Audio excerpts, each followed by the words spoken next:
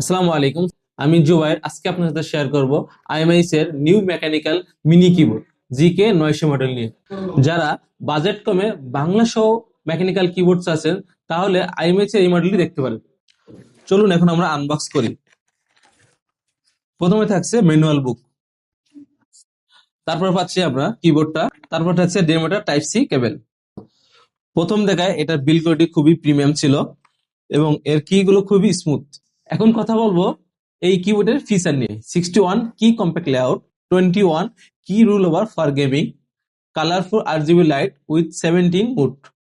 Light গুলো আপনারা change করতে চাইলে ফাংশন প্লাস লাইট বাটন একবার প্রেস করলে লাইট গুলো চেঞ্জ হবে।